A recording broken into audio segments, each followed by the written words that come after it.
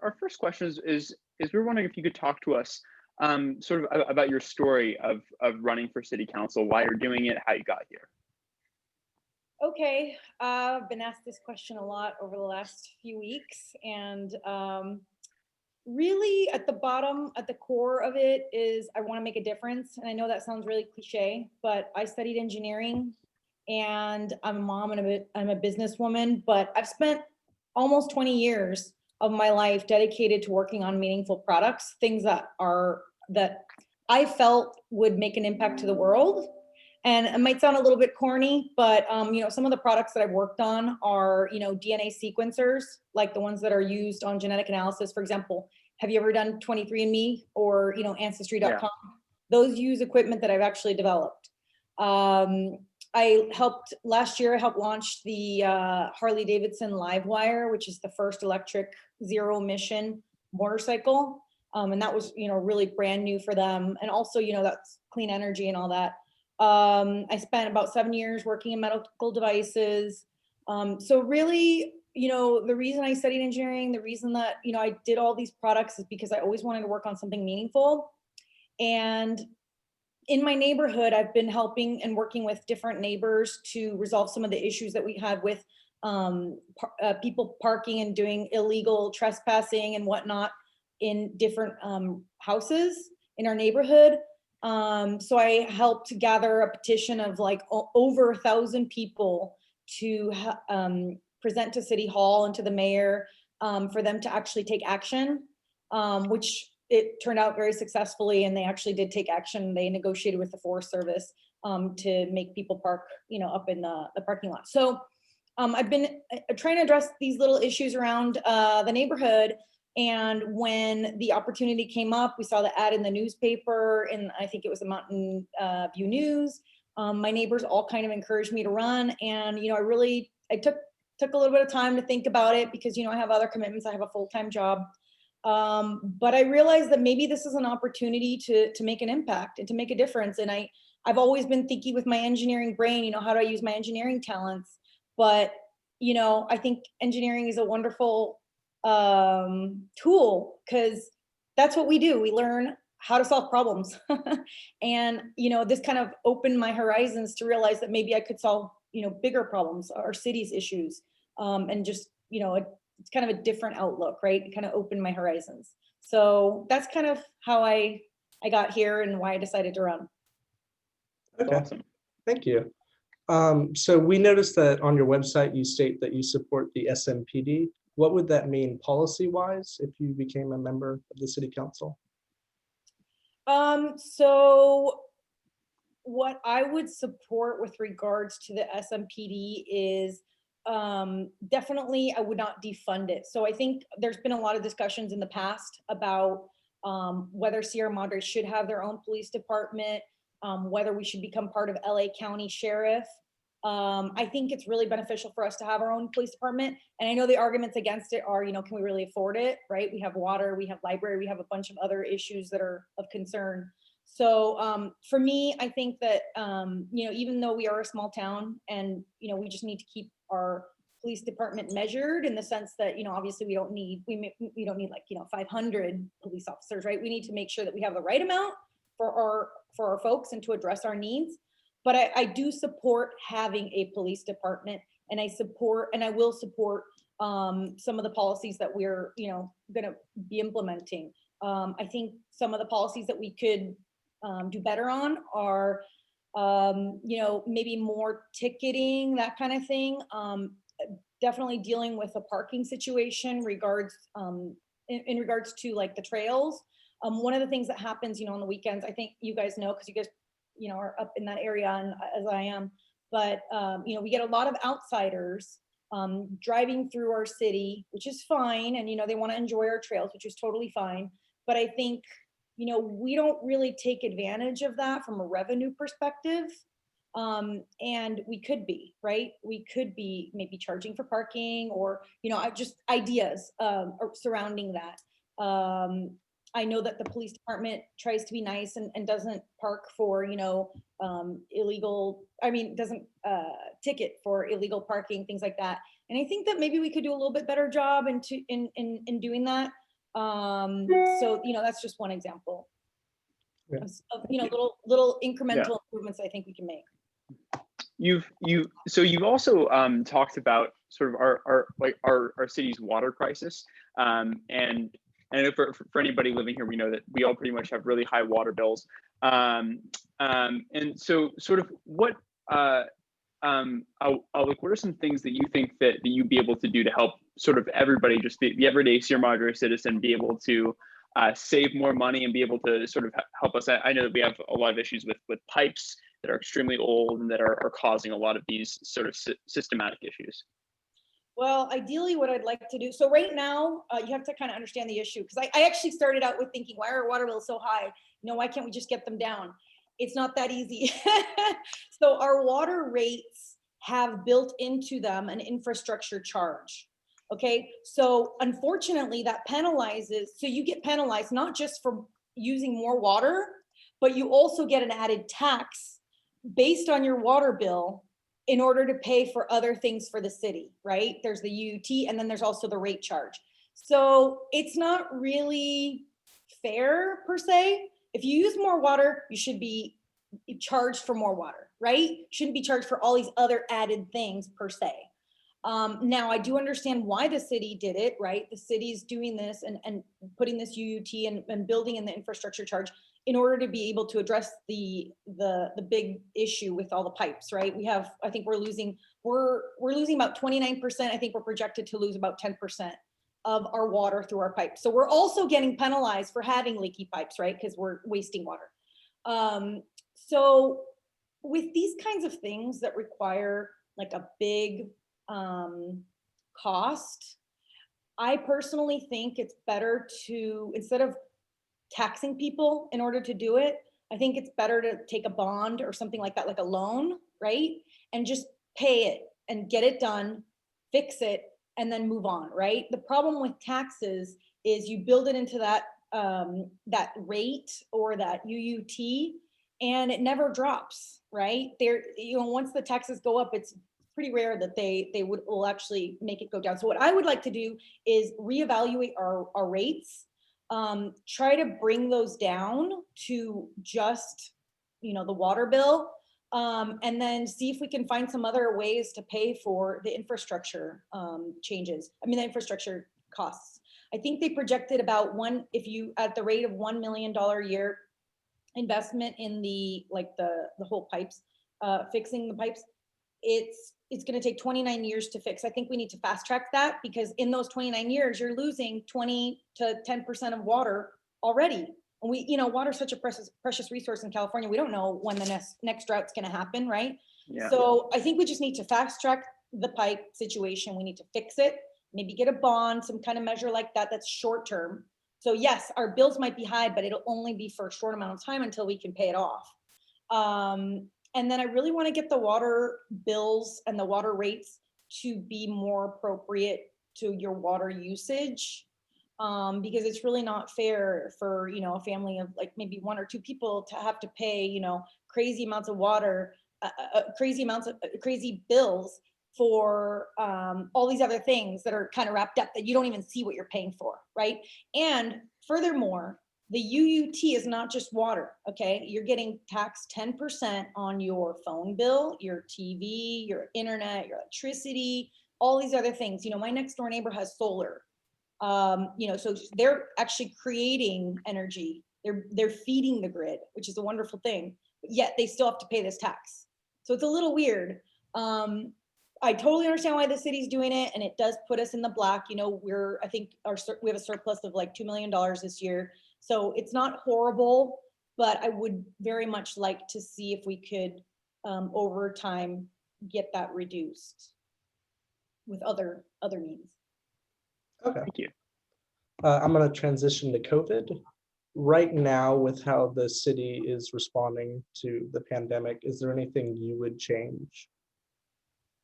I think our communication could be a lot better. Over the last month or so, they've improved things slightly for the Bobcat fire, but for me personally, I get a lot of for the Bobcat fire, for example, is a perfect example of a disaster that's happening in our town. And I was looking at the Monrovia website. So that should just tell you there's a problem. So I think that we can definitely improve with regards to communication, social media, our website, our updates. There's a lot of marketing opportunities that we could take there to be able to communicate with people like what to do. I talked to a lot of the business owners as well downtown. And they mentioned that when, COVID happened and, the state and the county are putting out all these statements, the city didn't say anything. They didn't even know what to do for like a week. Okay, so that's a problem that I think we can address fairly easily with just better communication strategies. Good. Thank you. Also, one of your proposed ideas from your website that we read was talking about sort of the persistent issue in Sierra Madre of revolving door sort of businesses. They come and then they go, it seems, within a few months. And you mentioned also sort of one of the fixes to this issue could be forming like a local business group to help solve that. I was wondering if you could just talk about that plan a little bit, and you could also talk about how that would maybe be different from the local Chamber of Commerce and what they also do currently. Okay, so I don't know that much about the Chamber of Commerce. I'm not an expert and I'm not part of it right now. However, I know that it is a volunteer group and I know that they want more members, to put it nicely. So I'm kind of trying to take the root cause analysis approach, which you guys are engineers, you guys understand this type of mentality, which is if you start throwing solutions at a problem, sometimes you'll band-aid the real root cause, okay? And that's fine, it might work for a little while, but it may not necessarily actually address the root cause. So for me, it's very important to understand the root cause or causes of why we are losing businesses, of why we can't bring new businesses, okay? A lot of the businesses that are thriving downtown, like Lucky Baldwin's, for example, they seem to do pretty good. They've been there for a long time. Why, right? What are we doing right? What are we doing wrong? I don't have the answer to that, okay? When I get elected, I'm definitely going to put together this focus group. And how this might be a little bit different than the Chamber of Commerce is, number one, I'm going to be including local businesses, okay? I don't know if the Chamber of Commerce talks to the existing businesses or if they just focus on new business, or if maybe, I don't know to what depths they do this. They may not have the resources. But I think it's very important to understand, talking to people that have done it well, people that maybe have failed in the past, but also maybe looking into some case studies for different cities that have done it well.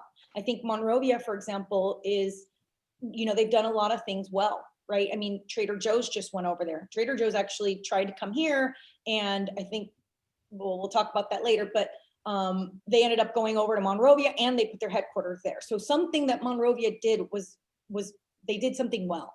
So what is that, right? And then the other thing that I wanted to talk about was the Chamber of Commerce maybe doesn't have as much is, I would be working on the city council side. So I would be focused on what kinds of red tape we have within the city and being able to actually affect that a little bit more, right? Because the Chamber of Commerce might say, well, it takes you a year to get this permit. So during that year, people move over to Monrovia, for example. Since I would be at City Hall, I would have maybe a little bit more leverage to be able to like affect change there. So I think, we definitely need someone at City Hall though, that can pull those levers a little bit, So I think there's a ton of opportunity. I think we have a beautiful downtown. I think I've mentioned this a lot of times. Right now, we only, out of our entire revenue for the city, if you look at the pie chart, it's only 3% of what we get comes from the local businesses. And if you look at Monrovia's, I think I was looking at their 2019, it was like 25%. So I think there's some opportunity for growth there. And that kind of feeds into the whole, also how to address the water issues and whatnot. I think that we're going to continue going down this circular argument path of how do we spend our money, how do we rejigger our bills, and how do we rejigger our taxes. And I'm really trying to look outside that box and see what can we do with what we have to bring in more cash with a different perspective, right? Yeah, thank you. And then on a more serious note, if you were a tree, which tree would you want to be? Oh, that's a good question. I think a palm tree, Oh, can I ask why? because they're mostly associated with like, being next to the ocean, being next to the pool. They have kind of a chill vibe. Yeah, good I'm not saying vibes. chill or anything, but palm trees are just cool. We also have one more extremely serious question for you. I don't know if you know this or not, but UC Berkeley, like as a UC Berkeley alum, UCLA, which we both obviously go to, top the charts as the official #1 public university. Do you have any comment on as a candidate for Sierra Madre City Council on that? Just beautiful win. Go Bears.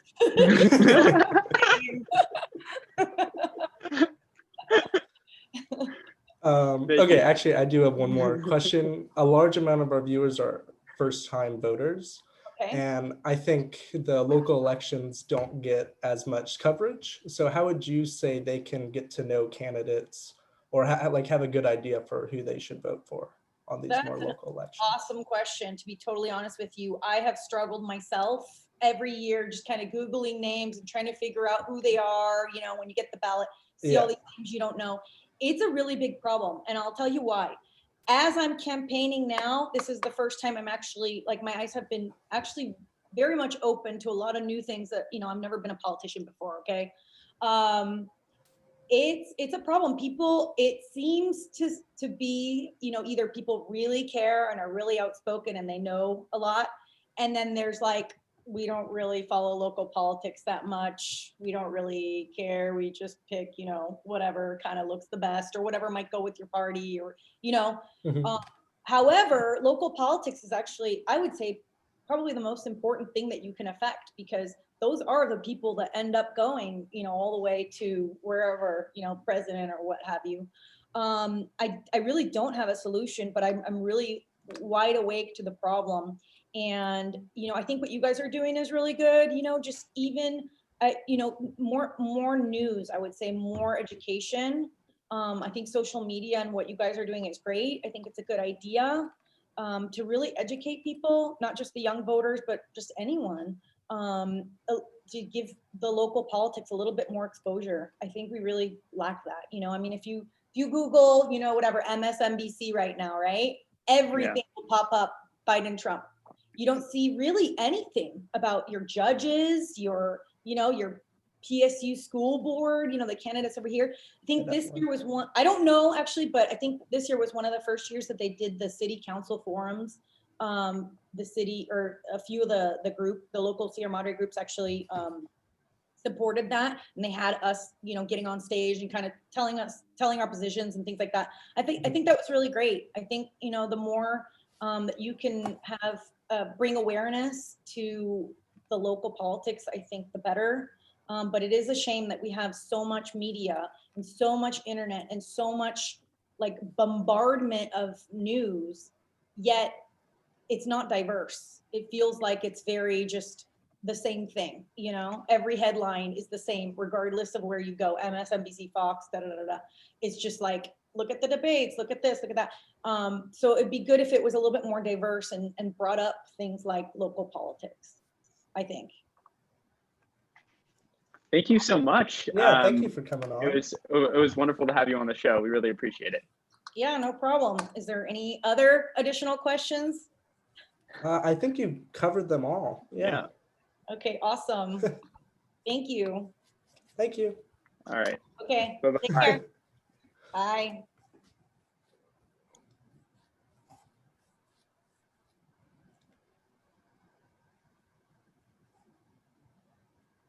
Oh, wait, you froze. How'd you feel about that? Am I back? Yeah, a little delayed, but that's okay. Okay.